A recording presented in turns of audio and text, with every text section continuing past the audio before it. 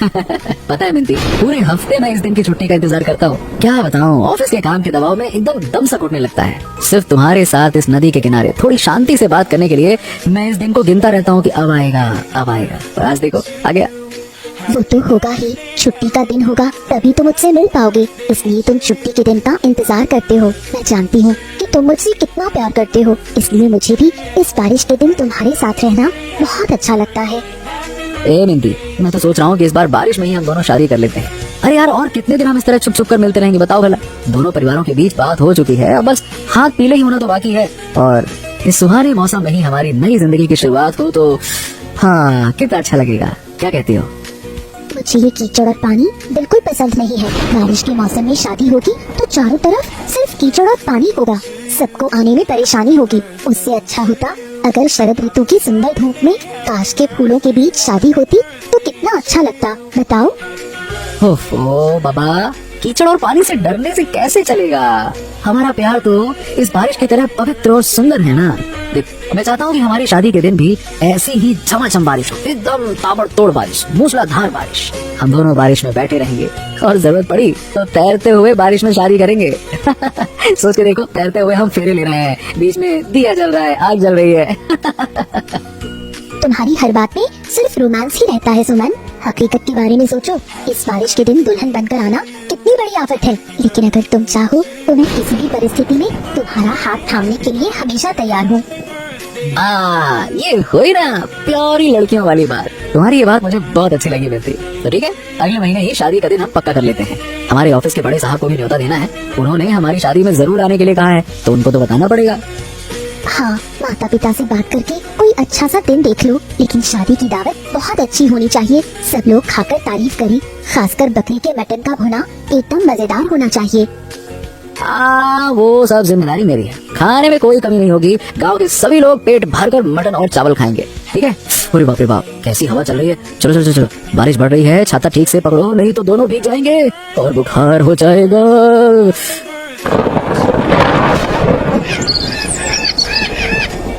गोपाल, क्यों भाई, कैसे आना हुआ? हाँ बाबूजी, पिछले हफ्ते आपके खेत में 4 दिन लगातार कड़ी धूप में काम किया था, उसी मजदूरी के पैसे लेने आया हूँ। घर की छत की मरम्मत करनी है और लता की तबीयत भी पिछले कुछ दिनों से ठीक नहीं चल रही। पैसों की बहुत जरूरत है बाबूजी। ये ले 100 रुपए। देख, अभी तो मेरे पास ज्यादा कैश नहीं है, जो है इसी से काम चलाओ। और तुम जैसे लोगों को इतने पैसे की क्या जरूरत होती है? ये 100 रुपए लो और अभी जाओ यहाँ से, बाकी का बाद में देखा जाएगा। बाबूजी, पर मैंने तो 1000 रुपए का काम किया है और आप मुझे 100 रुपए दे रहे हैं, कैसे चलेगा बाबूजी? आप मुझे मेरे पूरे पैसे दे दीजिए ना, क्या दिक्कत है? मेरी पत्नी की तबीयत खराब है, वो कई दिनों से मटन खाने की जिद कर रही है। 100 रुपए में तो आज के जमाने में मटन भी नहीं आएगा। फालतू की बातें मत कर गोपाल, जो दिया है उसे मैं खुश रह। ससुरा, तुम्हारी पत्नी ने मटन खाने की इच्छा दिखाई है तो क्या मैं अपनी पूरी जागीर लुटा दूं? बड़े आए, खाने का ठिकाना नहीं और शौक है अमीरों वाले। अरे घर जाओ, आलू उबाल कर खाओ, मटन खाना है इनको। चलो। वाह बाबू वाह, क्या बात करते हैं आप भी। अरे इतने अमीर होकर मेरे जैसे गरीब की हाथ थोड़ी मेहनत की कमाई इस तरह से मार रहे हैं, क्या बोलो। अरे भगवान ऊपर से सब देख रहा है बाबूजी, गरीब का खून पसीना इस तरह से छीनोगे ना तो तुम्हारा कभी भला नहीं होगा। दे दीजिए ना पैसे बाबूजी, 1000 रुपया तो है, कौन सा बहुत बड़ा है। अच्छा, भगवान का डर दिखाता है मुझको। अरे चल, दफा हो जा मेरे घर से, चल दफा हो जा, और कभी मेरे खेत में काम के लिए बताना। चल निकल यहाँ से, बात करता है। आपका दिल बिल्कुल पत्थर की तरह सख्त है बाबूजी, इंसानों का दर्द आप थोड़े भी नहीं समझते। अरे मेरी बीमार पत्नी राह देख रही होगी कि आज मैं मटन लेकर आऊंगा। आपके इस अन्याय का इंसाफ एक दिन जरूर होगा बाबूजी, जरूर होगा, देख लीजिएगा। अरे मुंह चला रहा है तू, निकल। तो जैसे किसानों का इतना आगे बढ़ना बिल्कुल ठीक नहीं है। तो पैसे देने तो दे दिए, इससे ज्यादा 1 नया रुपया नहीं मिलेगा। अगर पत्नी को मटन खाना है तो नदी में बहकर आने वाली मरी हुई मुर्गी उठाकर उसे पकड़कर खाने को कहे, नहीं तो। हाँ ठीक है बाबूजी, ठीक है। आप अपने पैसे अपने पास ही रखिए, मैं अब एक पल भी यहाँ नहीं रुकूंगा। लता की किस्मत में होगा तो मटन मिल जाएगा, लेकिन आपके दिए इस अपमान को मैं जिंदगी भर नहीं भूलूंगा, जिंदगी भर नहीं भूलूंगा, याद रखना। चलता हूँ मैं, और नदी में बहता हुआ मांस आप ही खाइएगा, नहीं तो। अरे सुमन बाबू, आज तो रात के समय मटन ले रहे हैं। क्या बात है, घर में कोई खास मेहमान आने वाला है क्या? वो क्या है कि आज रात मेरे ससुराल से मेहमान आने वाले हैं। शादी का दिन पक्का करने के लिए तो बस मिंती के पिता और चाचा हमारे घर आएंगे। माँ ने कहा है मटन पकाकर खिलाएंगे, इसीलिए 1 किलो अच्छा मटन लेने आया हूँ। हाँ, तब तो शादी का न्योता मुझे भी मिल ही रहा है। मिंती वैसे बहुत अच्छे लड़के हैं सुमन बाबू, हमारे गांव की लक्ष्मी है लक्ष्मी। तुम्हारे साथ उसकी जोड़ी बहुत जमेगी। शादी के दिन मटन का बड़ा ऑर्डर ना हमको ही देना, एकदम ताजा ताजा देंगे। अरे हाँ हाँ कनाई भैया, शादी में तो पूरे गांव के लोगों को खिलाएंगे। तुम्हारी की दुकान से सारा मटन लिया जाएगा। तो बस अच्छे मटन का इंतजाम रखना, ताकि मेहमान खा कर कहें कि मटन बहुत बढ़िया था और शादी में खाकर तो मजा ही आ गया। उसकी चिंता तुमको करने की जरूरत ही नहीं है। कन्हाई की दुकान के मटन का नाम इस आसपास के 10-10 गाँव में नंबर 1 पर है। हाँ, तो ये बताओ बाबू, शादी का दिन कब तय हो रहा है? अगले महीने ना? अरे भाई शादी का दिन का क्या बताऊं, आज रात बड़े बुजुर्ग बैठकर दिन तय करेंगे। लेकिन हम सोच रहे हैं कि अगले महीने के किसी अच्छे दिन ही ये शुभ काम निपटा लें। बारिश के मौसम में ही शादी करना अच्छी बात है, और बाकी आगे भगवान की मर्जी। ये लो तुम्हारा 1 किलो मस्त ताजा मटन, बिना चर्बी के सुंदर पीस काट दिए। ससुराल वालों को ये खिलाकर बिल्कुल खुश कर देना, और मेरी तरफ से ढेरों शुभकामनाएं। बहुत बहुत धन्यवाद कन्हैया भैया। ये लो तुम्हारे मटन के पैसे। शादी की बात पक्की होते ही ना आकर तुम्हें मिठाई खिलाऊंगा, और हाँ उसी समय ऑर्डर की भी बात करूंगा। चलो अब चलता हूँ, घर पर सब मेरा इंतजार कर रहे होंगे। मटन का भी तो इंतजार हो ही रहा होगा। हाँ, संभल कर जाना, रात का समय, रास्ते के अंधेरे में थोड़ा देख कर चलना, ठीक है?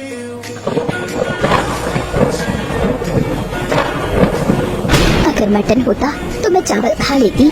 इस बुखार में कुछ भी अच्छा नहीं लग रहा। मुंह का स्वाद बिल्कुल कड़वा हो गया है। थोड़ी सी मटन के शोरबे के साथ गर्म चावल खाती तो शायद तबीयत थोड़ी ठीक लगती। ए लता, अरे कई दिनों से तुमने कुछ और नहीं खाया है। ये नहीं खाओगी तो और ज्यादा बीमार पड़ जाओगी भाई। ऐसा है, कल हरिपत ने 100 रुपए से ज्यादा दिए ही नहीं। इतने पैसे में क्या मटन आता है बताओ भला। मैंने कितने हाथ पैर जोड़े कहा कि मेरी पत्नी बीमार है, मटन खाना चाहती है, लेकिन वो आदमी क्या कहे, उस आदमी का दिल नहीं पसीजा। 1000 रुपए का काम करवा कर बताओ भला 100 रुपए दिए हैं। हरिपत बाबू बहुत लालची और बेरहम इंसान है। गांव के किसी भी व्यक्ति का भला उनसे बर्दाश्त नहीं होता। तुम उनके काम पर अब मत जाना जी। हमारी किस्मत में जो लिखा होगा वही होगा। हाँ, तुम उसकी चिंता न करो, मैं आज कहीं और काम की तलाश में जाऊंगा। सुमन बाबू से भी एक बार मिल सकता हूँ, वो बड़े दयालु इंसान हैं। अगर कुछ पैसे उधार मिल गए तो आज ही तुम्हारे लिए मटन लेकर आऊंगा। उधार मत लेना, वैसे ही हमारे घर में दुखों का कोई अंत नहीं है। उससे अच्छा है थोड़ा पानी उबाल दो, थोड़ा नमक चावल खाकर ही सो जाती हूँ। बुखार कम होगा तो मैं खुद तुम्हारे साथ खेत में काम करने चलूंगी। हाँ, क्या बात करती हो, तुम्हें इस बीमार शरीर के साथ खेत में जाने की बिल्कुल जरूरत नहीं है। अरे भाग्यवान, मेरे रहते तुम्हें इतनी तकलीफ होने दूंगा क्या? नहीं तो ऐसा है कि देखो, हरिपत ने भले ही पैसे मान लिए हो, लेकिन भगवान हमें कोई न कोई रास्ता जरूर दिखाएगा, है ना? चलो तुम थोड़ा आराम करो, मैं आता हूँ। तुम्हारी तकलीफ के लिए क्या बताऊँ, मैं ही जिम्मेदार हूँ। मैं अच्छा पति नहीं बन पाया, लेकिन ए लता, मैं वादा करता हूँ आज हो या कल मैं तुम्हें मटन की दावत जरूर खिलाऊंगा, है ना? चल शांति से सो जाओ। तुम ऐसी बातें मत करो, तुम बहुत ईमानदार और मेहनती हो। तुम्हारे जैसा पति पाना किस्मत की बात है। मेरा मटन खाने का मन अब बदल गया है। चलो देखता हूँ तुम्हारे लिए कुछ खाने को लाता हूँ। मिलिती, अंदर आ जाओ। सिर पर छाता होने के बाद भी तुम बारिश में पूरी तरह भीग गई हो। हरिपत चाचा कहाँ हैं? चाचा से काम था, घर के अंदर है या बाहर गए हैं? बाहर बहुत तेज बारिश हो रही है, सोचा चाचा शायद इस समय घर पर ही होंगे, इसलिए छाता लेकर चली आई। तुम्हारे चाचा तो अंदर कमरे में हिसाब किताब लेकर बैठे हैं, लेकिन इस खराब मौसम में अचानक हमारे घर कैसे आना हुआ? कोई काम है या तुम्हारे पिताजी ने कोई जरूरी बात कहने के लिए भेजा है? अगले महीने मेरी शादी है, इसलिए न्योता देने आई हूँ। आप और चाचा मेरी शादी में जरूर आना। ये लीजिए शादी का कार्ड। सुमन और मेरी शादी अगले महीने की 15 तारीख को बिल्कुल पक्की हो गई है चाची। वाह वाह, ये तो बहुत अच्छी खबर सुनाई मिंती। सुमन जैसा अच्छा नौकरी पेशा और शरीफ लड़का इस गांव में दूसरा कोई नहीं है। तुम दोनों की जोड़ी बहुत अच्छी लगेगी। मैं तुम्हारे चाचा से कहूँगी कि तुम्हारी शादी में जरूर चले। चाची, आप शादी के दिन सुबह सुबह आ जाना। मुझे तैयार करने की पूरी जिम्मेदारी मैंने तुम पर ही छोड़ी है। हाँ बेटा, मैं जरूर आऊंगी और तुम्हें बहुत सुंदर दुल्हन बनाऊंगी। लेकिन तुम्हारे चाचा का मूड आजकल थोड़ा खराब रहता है। व्यापार को लेकर कुछ परेशान हैं, फिर भी मैं उन्हें समझाकर अपने साथ ले आऊंगी। चाचा से कहना कि चिंता छोड़कर हमारी शादी में आए और थोड़ा खुश हो। सुमन भी कह रहा था कि हरिपत चाचा को खुद जाकर न्योता दूं, क्योंकि वो गांव के बुजुर्ग हैं। उनका आशीर्वाद हमारे लिए बहुत जरूरी है। तुम बहुत अच्छी लड़की हो मिनती, सबके बारे में इतना सोचती हो। सुमन के घर जाकर तुम बहुत खुश रहोगी। मैं भगवान से यही प्रार्थना करती हूँ। कार्ड मुझे दे दो, मैं तुम्हारे चाचा के हाथ में दे दूंगी। ठीक है चाची, अब मैं चलती हूँ। अभी कुछ और घरों में न्योता देने जाना है। बारिश थोड़ी कम हुई है, इस बीच बाकी काम निपटा लेती हूँ। शादी के दिन कोई बहाना नहीं सुनूंगी। चलती हूँ फिर। कुछ सोच रहे हो क्या? मिनती जब से शादी का न्योता देकर गई है तब से देख रही हूँ तुम कमरे में इस तरह चक्कर काट रहे हो। मुंह इतना गंभीर क्यों बना रखा है? दिमाग में कोई साजिश चल रही है क्या? सुमन और मिनती की शादी तोड़नी होगी। किसी भी कीमत पर ये शादी नहीं होने दी जा सकती। अरे सुमन शहर में बड़ी नौकरी करने वाला लड़का है। उस जैसे सोने के टुकड़े जैसे दामाद को मैं हाथ से जाने नहीं दे सकता। मेरी एक बड़ी योजना है कमला, उसकी शादी मैं अपनी बहन की बेटी रेखा से करवाऊंगा। है सुमन ससुरा इतने अच्छे परिवार का लड़का है, अच्छी नौकरी करता है। अरे सोने की अंडी देने वाली मुर्गी है वो। मिनती जैसी एक साधारण किसान की बेटी के साथ सुमन की शादी होना ये किसी भी तरह से ठीक नहीं है। रेखा ही सुमन के लिए सही पत्नी होगी। ये तुम क्या कह रहे हो? ऐसा काम करना ठीक नहीं होगा। मिनती और सुमन का प्यार बचपन का है। उनकी शादी भी पक्की हो चुकी है। बीच में आकर दूसरों की खुशियाँ बर्बाद करके पाप के भागीदार मत बनो। अरे देखो, ऐसा है कि मैं शादी तुड़वा कर ही रहूंगा। तुम्हारा तो घर के कोने में बैठी रहो, बाहर के मामले तुम नहीं समझोगी। सुमन की शादी अगर मैंने रेखा से करवा दी तो रेखा सुखी रहेगी। तुम सिर्फ अपने स्वार्थ और लालच के बारे में सोच रहे हो। मिनती हमें कितना सम्मान देती है, उसकी जिंदगी इस तरह बर्बाद कर दोगे तो भगवान तुम्हें कभी माफ नहीं करेगा। मुझे भगवान का वास्ता मत दिया करो कमला। इस दुनिया में ना पैसा और रुतबा ही सब कुछ होता है, भगवान कुछ नहीं होता। फालतू की बात करती हो। चलो मैं कल ही सुमन के ऑफिस जाऊंगा और ऐसी चाल चलूंगा कि सुमन खुद इस शादी को तोड़ने पर मजबूर हो जाएगा। तुम बहुत बड़ा अन्याय कर रहे हो। अपनी बहन की बेटी की खुशी के लिए दूसरी लड़की की जिंदगी तबाह कर रहे हो। मैं इस पाप के काम में तुम्हारे साथ नहीं हूँ। तुम जो कर रहे हो उसका फल तुम्हें खुद ही भुगतना पड़ेगा। तुम्हारे साथ रहने की कोई जरूरत नहीं है, मैं अकेला ये काम कर सकता हूँ। कल सुबह सुमन के ऑफिस जाकर मिनती के नाम पर ऐसा झूठा कलंक लगाऊंगा जिसे सुनकर सुमन के पैरों तले जमीन खिसक जाएगी। देख लेना।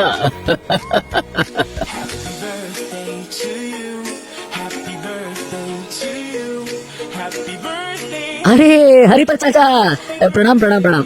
मेरे ऑफिस में आप अचानक कैसे? कोई खास बात है क्या? चाय या कॉफी पिएंगे क्या? बताइए, मंगा देता हूँ। अरे नहीं सुमन, चाय कॉफी कुछ नहीं पीऊंगा। हाँ, दिल बहुत भारी है इसीलिए तुम्हारे पास भागा चला आया। ये बेटा, तुम शादी करने जा रहे हो उस मिनती से। हाँ तेरे की रे, उस मिनती के बारे में एक बहुत बड़ा सच तुम्हें बताना जरूरी है। क्या? मिनती के बारे में? क्या बात कर रहे हैं चाचा? कैसा सच? माने कि वो तो बहुत अच्छी लड़की है, उसे कोई परेशानी हुई है क्या? आप इस तरह से मुझे डरा क्यों रहे हैं? साफ बताइए, बात क्या है? मैं कुछ समझ नहीं पा रहा हूँ। अरे कैसे कहूँ, असल में मिनती की बचपन में एक बार शादी हो चुकी है। हाँ बेटा सुमन, ये कड़वा सच मिनती के परिवार वालों ने तुमसे छुपाया है। वो एक शादीशुदा लड़की है। गांव के एक लड़के के साथ उसकी पहले भी शादी हुई थी। क्या बात कर रहे हैं चाचा आप? ये कैसे मुमकिन है? मिनती तो मुझसे प्यार करती है, उसने कभी मुझसे कुछ नहीं छुपाया। बचपन की शादी की बात तो मैंने कभी सुनी भी नहीं है। क्या मतलब आपको पक्का यकीन है कि ये खबर सच है? ये लो, अरे मैं खुद अपनी आंखों से वो शादी देखा है सुमन। अरे बेटा, तुमसे दुगनी उम्र का हूँ। मैं गांव का बुजुर्ग होकर तुमसे क्या झूठ बोलूंगा। अब बचपन से जानता हूँ मिनती को। मैं तुम्हें अपने बेटे की तरह मानता हूँ, इसीलिए इतनी दूर से भागा तुम्हारे ऑफिस आया हूँ। बेटा, मैं तुम्हारी जिंदगी इस तरह से बर्बाद होते नहीं देख सकता।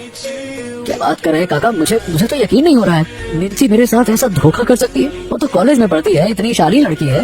वो अपना अतीत हम सबसे छुपाकर शादी के मंडप में बैठने जा रही थी। इतना बड़ा झूठ। वही तो बेटा, वो लड़की और उसके पिता बड़े चालाक है। अब देखो बेटा, तुम हो नौकरी पेशा और नौकरी पेशा में देखकर उन्होंने तुम्हें जाल में फंसाया है।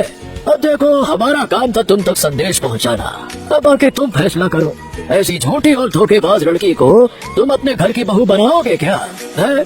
और एक बात, मेरे बहन की बेटी रेखा, वो बड़ी सुंदर है, तुम्हारे साथ उसकी जोड़ी बड़ी जचेगी। रेखा की बात ध्यान में रखना बेटा, है ना? नहीं नहीं नहीं नहीं नहीं मैं ये बर्दाश्त नहीं कर सकता, मेरा दिमाग काम नहीं कर रहा। चाचा अभी आप जाइए, मैं मिंती से मिलूंगा और इस बारे में आमने सामने जवाब मांगूंगा। मुझे थोड़ा अकेला छोड़ दीजिए, चाहिए आप। क्या हुआ सुमन, इस तरह अचानक जरूरी काम कहकर नदी के किनारे क्यों बुलाया? तुम्हारा चेहरा इतना उतरा हुआ क्यों लग रहा है? ऑफिस में कोई परेशानी हुई है? क्या तुम्हारी माँ की तबीयत खराब है? मुझे बताओ तो सही। तुम्हारे दिल में ये सब कुछ क्या चल रहा था मिंती? अरे तुमने मेरे इतने सालों के सच्चे प्यार का ये सिला दिया? एक शादीशुदा लड़की होकर तुमने मेरे साथ नई जिंदगी शुरू करने के सपने देखे हैं? सुमन तुम ये क्या कह रहे हो? मैंने तुम्हें धोखा दिया है? मेरी बचपन में शादी हुई थी? ये सब झूठ तुम्हें किसने बताया है? भगवान की कसम खाकर कहती हूँ, ये सब मन गढ़ंत और झूठी बातें हैं, विश्वास करो मेरा।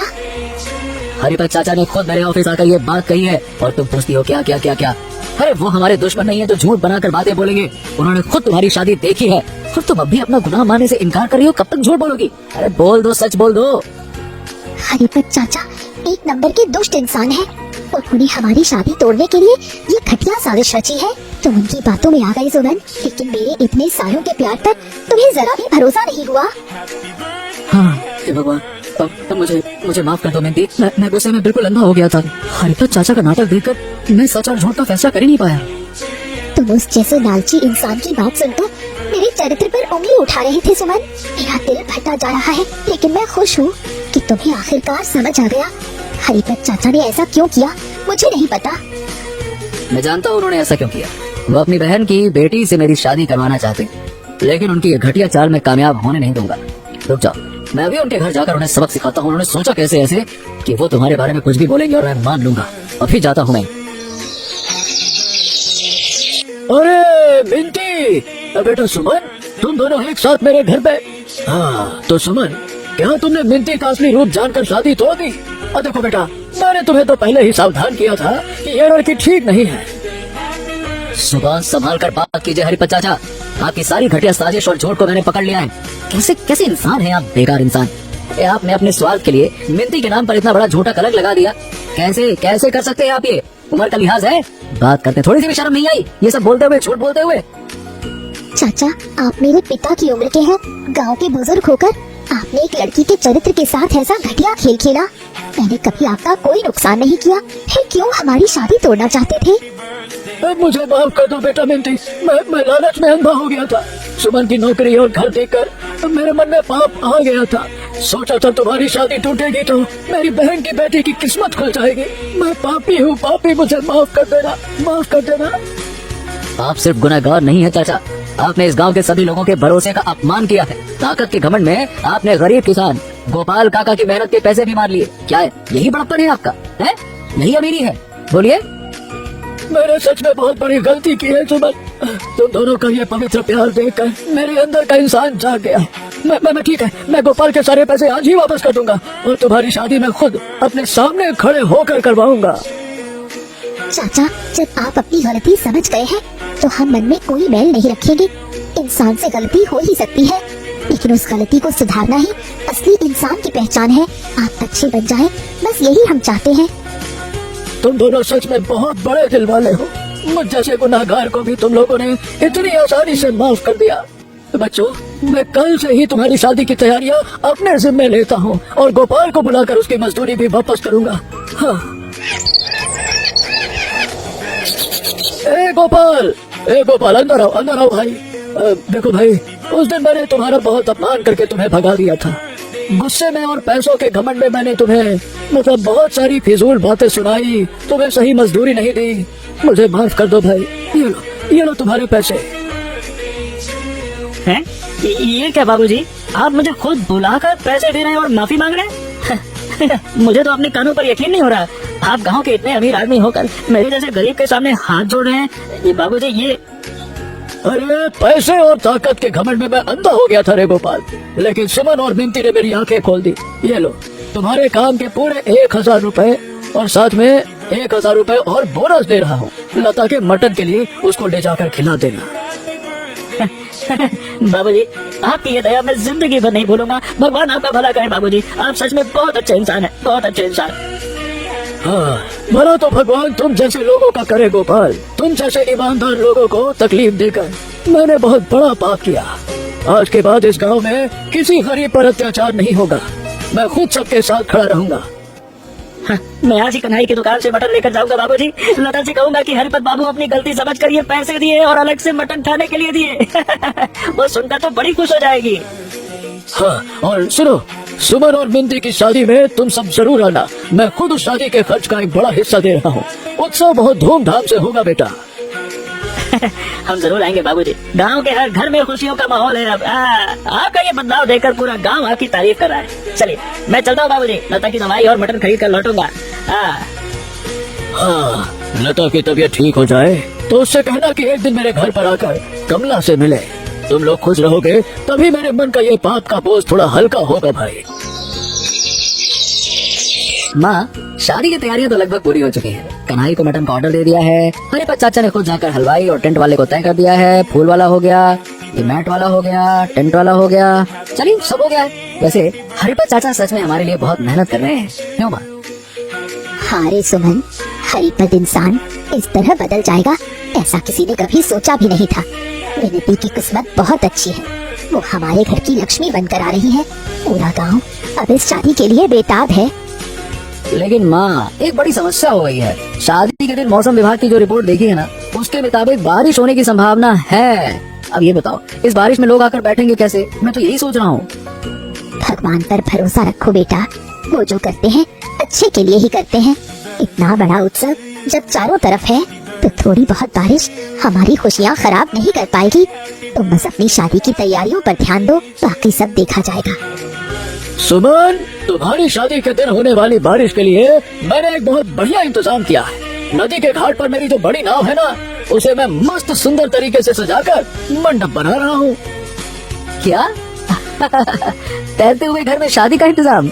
वाह, क्या बात है चाचा, ये तो बिल्कुल अनोखा आइडिया है। बारिश का पानी नीचे नदी में चला जाएगा और हम सब नाव के ऊपर बैठकर बिल्कुल सुरक्षित तरीके से उत्सव मना सकेंगे। वाह, आपने तो सारी समस्या का हल ही निकाल दिया। हाँ रे, उस तैरते हुए घर को लाइट और फूलों से ऐसा सजाऊंगा कि शहर के लोग भी आकर देखते रह जाएंगे, दंग हो जाएंगे। और खाना पकाने से लेकर दावत का टेंट सब उसी तैयार की हुई नाव के ऊपर बहुत अच्छे से किया जाएगा।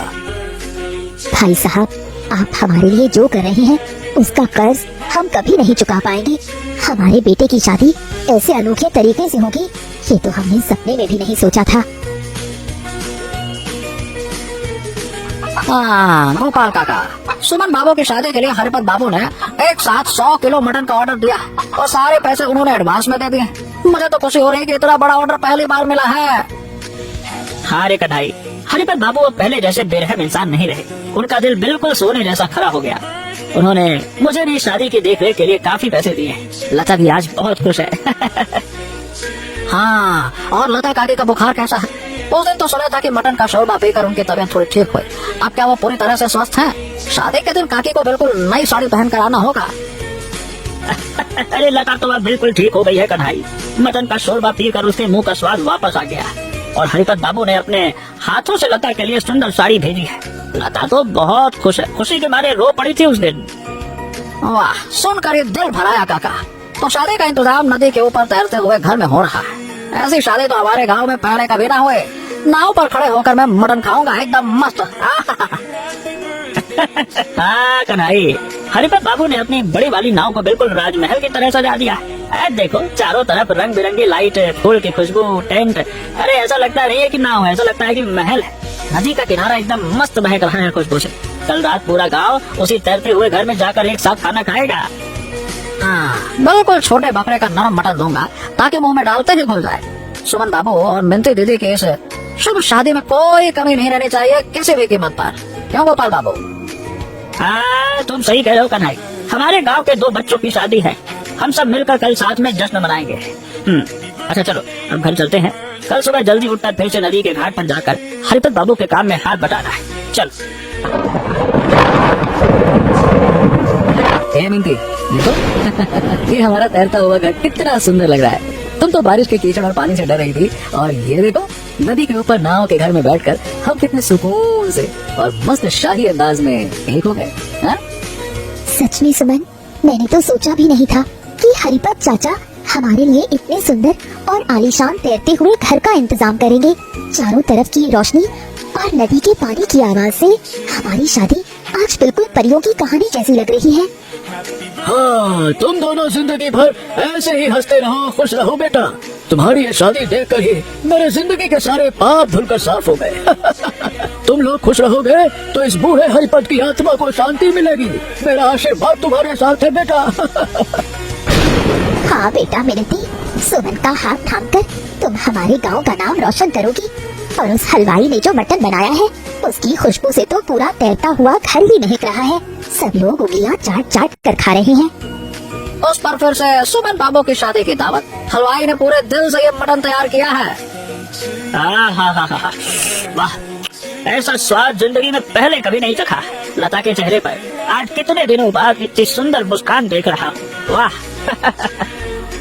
तैरते हुए घर में मटन की दावत खाकर दिल को सुकून मिल गया।